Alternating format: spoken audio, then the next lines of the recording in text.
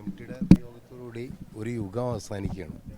ഞാൻ എപ്പോഴും ആലോചിക്കാറുണ്ട്, എം ടിയുടെ ഒക്കെ കാലത്തിൽ ജീവിക്കാൻ കഴിഞ്ഞു എന്നുള്ളത് തന്നെയാണ് നമ്മളെ ഏറ്റവും വലിയ പുണ്യമെന്ന് പറയുന്നത്. വ്യക്തിപരമായിട്ട് എം ടി സാറുമായിട്ട് വളരെ അടുപ്പമുണ്ടായിരുന്നു. ഇടയ്ക്കിടയ്ക്ക് ഈ വീട്ടിൽ വരാറുള്ള ആളാണ് ഞാൻ. അദ്ദേഹത്തിൻ്റെ അനുഗ്രഹം എന്നും ഉണ്ടായിട്ടുള്ള ആളാണ്.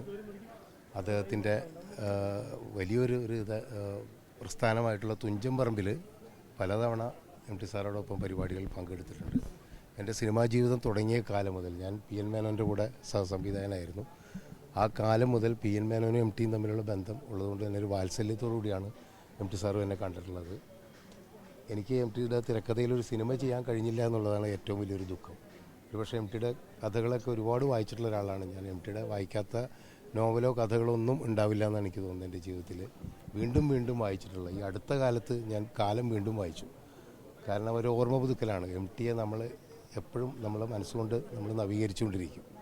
അങ്ങനെ ഒരു മനുഷ്യൻ ഇനി ഇല്ല എന്നുള്ളത് വലിയൊരു നഷ്ടം തന്നെയാണ്. ഈ കാലഘട്ടത്തിൽ ഏറ്റവും വലിയ നഷ്ടമാണ്.